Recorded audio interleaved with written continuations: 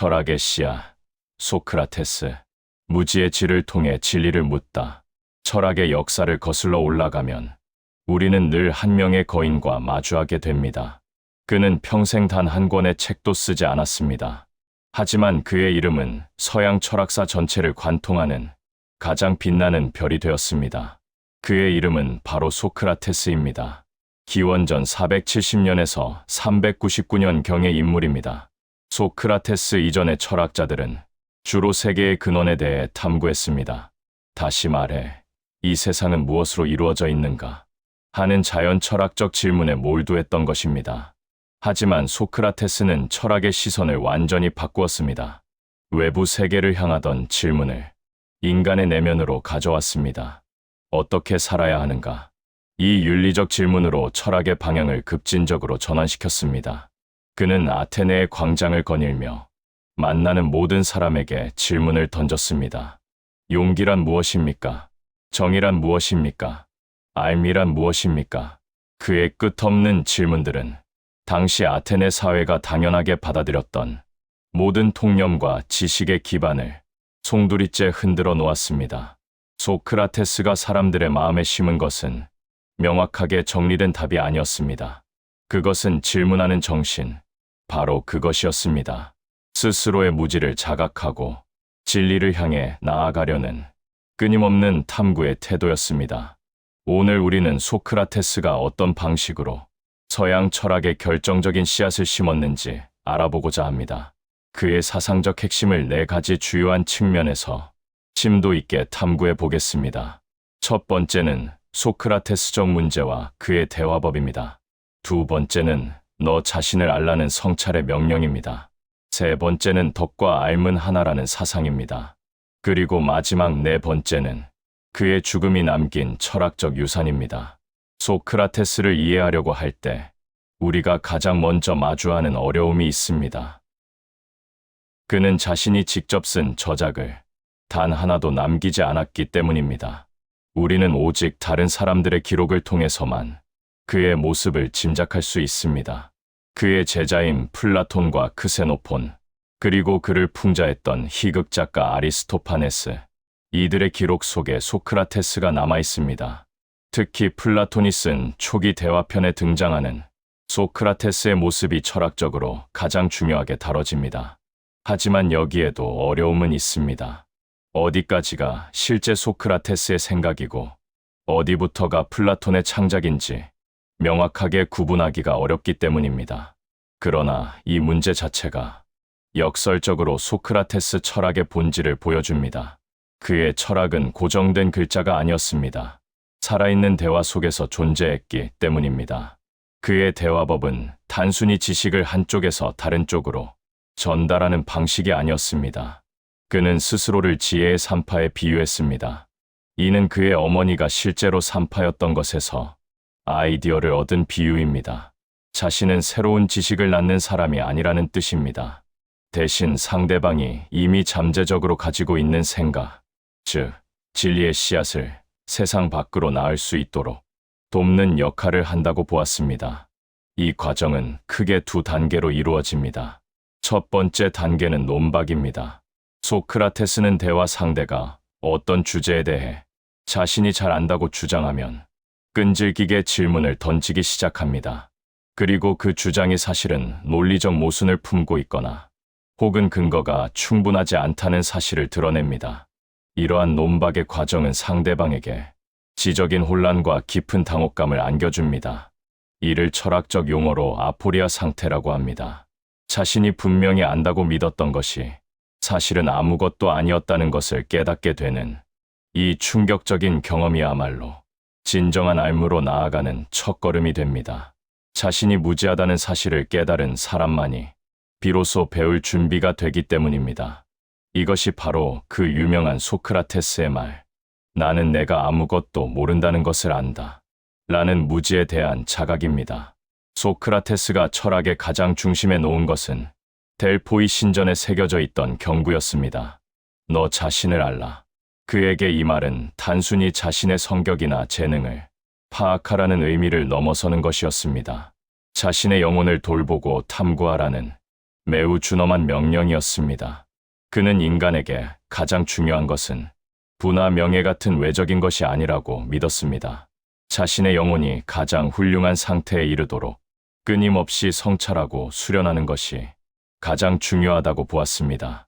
여기서 그가 말하는 영혼은 이성적으로 사유하고 도덕적으로 판단하는 우리 내면의 주체를 의미합니다.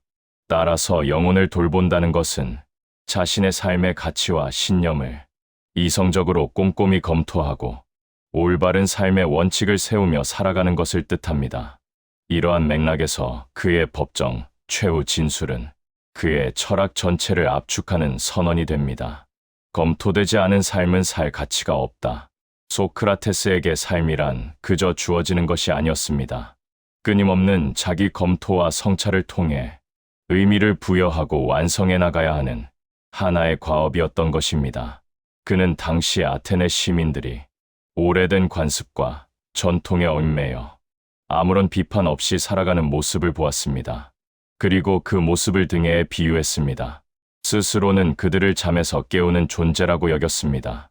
이처럼 철학의 초점을 우주에서 인간의 내면으로, 존재의 문제에서 당위의 문제로 돌린 것은 서양 사상사에서 가장 중요한 전환점 중 하나로 평가받습니다.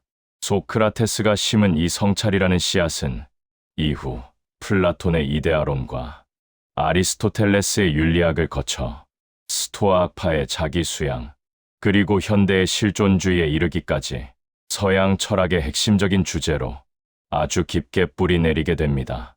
소크라테스 윤리학의 핵심적인 명제는 덕은 지식이다 라는 주장으로 요약될 수 있습니다.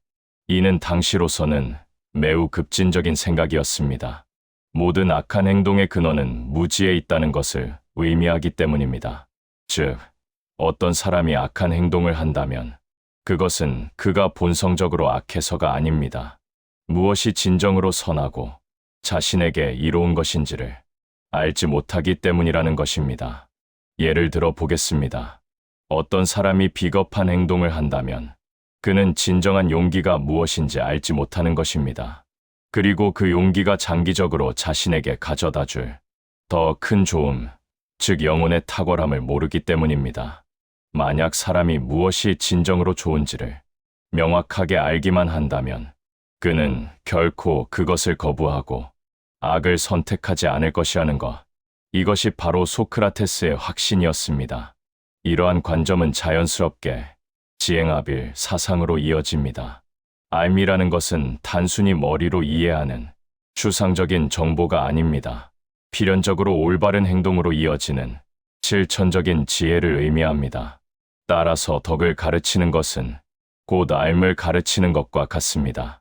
철학적인 탐구를 통해 보편적인 좋음에 대한 알에 도달할 수 있다면 누구나 덕이 있는 사람이 될 수 있다고 그는 믿었습니다. 이러한 주지주의적인 윤리설은 이후 많은 비판과 논쟁을 낳았습니다. 하지만 이성과 도덕을 긴밀하게 연결시키려는 그의 시도는 서양 윤리학의 근본적인 토대를 마련했습니다. 정의, 용기, 절제와 같은 덕목들이 더 이상 모호한 관습이 아니게 된 것입니다. 이성적인 탐구와 정의의 대상이 될 수 있음을 처음으로 세상에 알린 사람이 바로 소크라테스였습니다. 그는 덕에 대한 보편적인 정의를 찾는데 자신의 평생을 바쳤습니다. 비록 그 자신이 최종적인 답을 찾았다고 주장하지는 않았지만 그가 던진 질문 그 자체가 철학적 윤리학의 위대한 시작이었습니다. 소크라테스의 삶과 사상은 그의 죽음을 통해 극적으로 완성됩니다.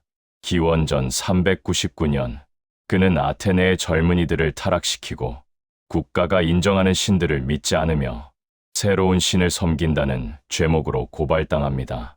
재판 과정에서 그는 자신의 무죄를 변론하는 데 힘쓰지 않았습니다.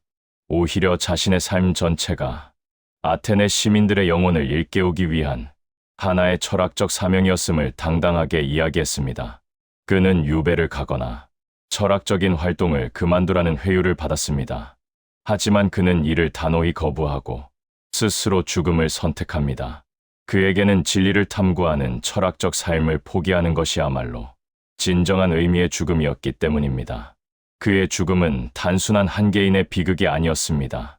철학의 역사에서 가장 상징적인 사건이 되었습니다. 자신의 철학적 신념을 지키기 위해 기꺼이 목숨을 바친 최초의 철학적 순교였던 것입니다. 독배를 마시는 그의 침착하고 의연한 태도는 그가 평생에 걸쳐 주장해왔던 영혼의 불멸과 죽음에 대한 두려움 없음을 삶의 마지막 순간에 몸소 증명해 보인 것이었습니다. 이 사건은 그의 제자 플라톤에게 지울 수 없는 깊은 상처를 남겼습니다. 그리고 동시에 강력한 철학적 동기를 부여했습니다. 플라톤은 자신의 스승을 죽음으로 내몬 중후 정치의 한계를 깊이 절감했습니다. 그리고 이를 바탕으로 이상적인 국가와 철인왕 사상을 구상하게 됩니다. 결국 소크라테스의 죽음은 그의 철학이 사라지는 계기가 된 것이 아닙니다. 오히려 플라톤이라는 위대한 계승자를 통해 더욱 정교하고 체계적인 철학으로 피어나는 결정적인 계기가 되었습니다. 소크라테스가 대화 속에서 뿌렸던 수많은 질문의 씨앗들은 그의 죽음이라는 자양분을 받아 플라톤 철학이라는 거대한 숲으로 자라나게 된 것입니다. 소크라테스는 우리에게 완성된 철학 체계를 물려주지 않았습니다. 그는 오히려 모든 확고한 체계를 의심하고 해체하는 방법을 가르쳐 주었습니다. 그가 남긴 진정한 유산은 철학함이라는 태도 그 자체입니다. 스스로의 무지를 인정하는 겸손함에서 출발하여 끊임없는 대화와 성찰을 통해 진리를 향해 한 걸음씩 나아가는 과정. 이것이 바로 소크라테스가 심은 철학의 씨앗입니다. 그가 던졌던 질문들은 2500년이 지난 오늘날에도 여전히 우리에게 유효합니다. 우리는 무엇을 안다고 확신하는가? 우리의 삶은 충분히 검토되고 있는가? 우리는 어떻게 살아야 하는가? 알프레드 노스 화이트헤드라는 철학자는 이렇게 말했습니다. 플라톤과 아리스토텔레스를 거쳐 이어진 서양 철학의 모든 흐름은 어떤 의미에서 소크라테스가 던진 질문들에 대한 각주에 불과하다. 그의 영향력은 이처럼 시대를 초월합니다. 그는 철학을 하늘의 문제에서 땅의 문제로, 인간의 삶과 영혼의 문제로 가져왔습니다. 우리 각자의 내면에 잠들어 있는 진리를 깨우기 위해 끈질기게 질문을 던졌던 소크라테스. 그가 심은 철학의 씨앗은 오늘날에도 여전히 우리에게 묻고 있습니다. 그대는 그대의 삶을 검토하고 있는가?